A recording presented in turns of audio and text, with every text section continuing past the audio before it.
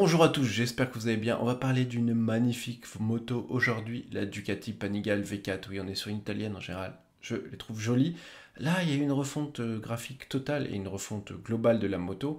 Mis à part le moteur qui prend énormément en puissance et tout ça, mais on en parlera plus tard, n'est pas refait totalement. Tout le reste est revu sur cette nouvelle mouture pour 2025.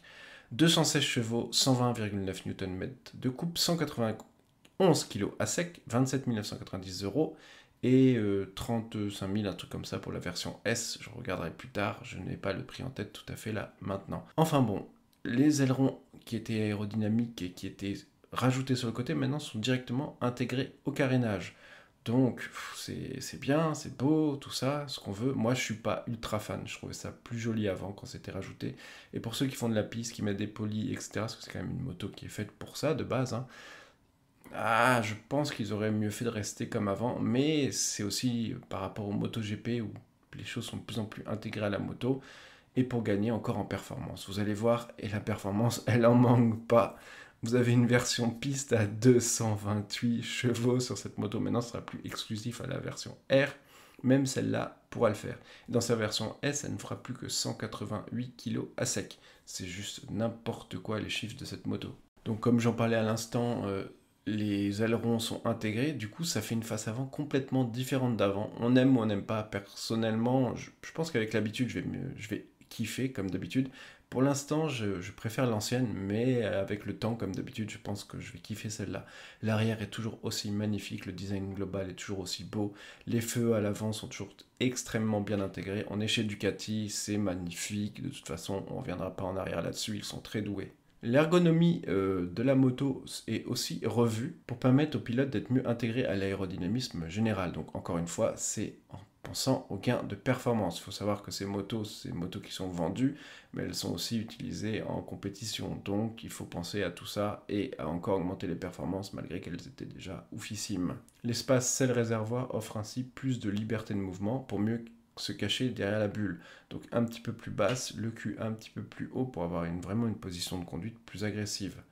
Les panneaux latéraux et arrière ont également été modifiés pour améliorer la tenue du pilote dans les phases de freinage et en courbe, réduisant aussi l'appui sur les bras. Donc en vrai, ils ont vraiment pensé au pilote et au perf en même temps, c'est juste incroyable. Et les repose-pieds sont avancés de 10 mm, donc pour la position aussi bien entendu. En tout cas, il y a un travail énorme qui est fait sur cette moto et je trouve que Ducati, là, depuis quelques années, c'était déjà le cas avant, mais là, ils font très très très fort. On le voit en MotoGP où ils font des perfs absolument incroyables partout dans tous les domaines et franchement, ça fait extrêmement plaisir. Le moteur passe en Euro 5+. On se dit beaucoup de constructeurs perdent de la puissance, tout ça. Eux, ils ont dit non, on s'en fout. Après, Ducati, il faut savoir, je sais pas, j'ai l'impression qu'ils ont un peu des passes droits sur le bruit et tout ça, hein. Parce que tous les autres constructeurs, maintenant, c'est 95 décibels max, etc. Eux, ils arrivent, nous, ça fait 107 et ça passe. Je sais pas. Je pense qu'ils lâchent quelques petits billets pour que l'homologation ne soit pas la même pour eux. Mais bon, ça, c'est qu'un avis. Mais j'ai du mal à croire que ça passe les bruits comme font les Ducati. Actuellement, en Europe, ce n'est plus possible. Donc, je pense qu'il y a des gros billets qui sont lâchés. Mais bon, peu importe. Donc vous aurez 216 chevaux à 13 500 tours minute et 120,9 Nm de couple à 11 250. Donc assez haut dans le contour. Et bien sûr 228 chevaux avec le pack perf qu'on parlera après. Mais waouh, je suis vraiment sur le cul là quand on parle de perf comme ça me sidère. La partie cycle, et oui, c'est là que les puristes vont faire ah non, non, non, on n'est plus sur un monobras. Oui, oui, oui, oui, je sais, j'ai vu, c'était magnifique, mais franchement, moi qui ai toujours eu des motos qui n'avaient pas forcément de monobras à part la KTM 1990, ça ne me dérange pas. Mais je sais que des puristes vont gueuler. Par contre, ça réduit la rigidité et latérale et transversale pour améliorer les passages en courbe. Donc, encore une fois, c'est juste pour les performances pures pour la piste. Donc, bon, c'est encore pour gagner des courses, donc on ne peut pas leur en vouloir. Tout le monde le fait déjà, c'était encore les seuls qui patientaient pour y passer, eux aussi le font maintenant. Pour les suspensions, on est sur du très lourd aussi, du Showa en 43 mm entièrement réglable et du Sash réglable à l'arrière, jante alliage à 5 branches, pardon, et de série, les nouveaux étriers Brembo e-Pure. On était sur les Stilema, maintenant on est sur le tout dernier Brembo, encore une amélioration Je ne vais pas tester vu qu'il n'y a encore aucune moto sur le marché. Déjà, moi j'ai les Stylema sur ma moto, je peux vous dire que ça freine ultra fort. Alors là, j'imagine même pas, ça doit être ouf. Et vous avez bien sûr l'ABS, etc. De dernière génération sur cette moto. 191 kg, on le répète, sans carburant. Bien entendu, comme d'habitude avec Ducati, vous aurez la V4 normale et la V4 S. On va parler tout de suite du prix de la S parce que là, je l'ai sous les yeux. Vous serez sur 34 690 €. Voilà, je cherchais tout à l'heure, maintenant je peux vous le dire. Donc, pour des suspensions pilotées et des jantes un peu allégées, la différence est quand même assez flagrante. Mais bon, on est chez Ducati, on a l'habitude avec les prix assez élevés quand même. Bien sûr, la différence entre les deux, c'est surtout les suspensions électroniques. Les jantes forgées, comme on a dit, j'ai dit plus légère, voilà. J'ai dit 188, vous êtes à 187 kg sans le carburant dans cette version. Donc on gagne encore du poids.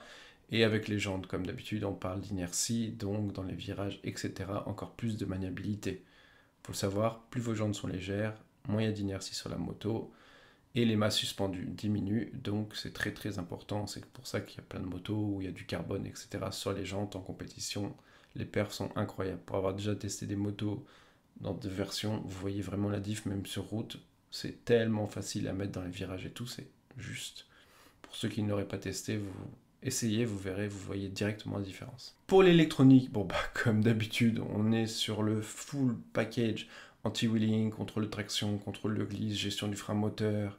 Il y a même l'alerte du freinage d'urgence. Donc voilà, un radar maintenant, il y a beaucoup de motos, surtout les trails routiers qui mettaient ça, maintenant ça y est partout. Bon là sur une hypersport, on s'en fout un peu, quand vous arrivez à 300 derrière une voiture, il y a peu de risque que ça vous sauve quand même la vie. Mais bon, on sait jamais.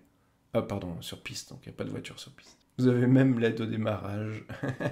Et bien sûr, le shifter à la montée et à la descente. On n'en parle plus parce que maintenant c'est tellement commun sur toutes les motos. Mais il y est, heureusement. Et vous avez sur la S une batterie lithium-ion pour encore perdre du poids, bien entendu. Et sinon, l'écran TFT qui est magnifiquement intégré, je trouve, à l'avant. Sur le haut de la bulle et tout, franchement, ils ont fait énormément d'efforts pour tout. Et même, je sais pas, le poste de pilotage, je le trouve superbe.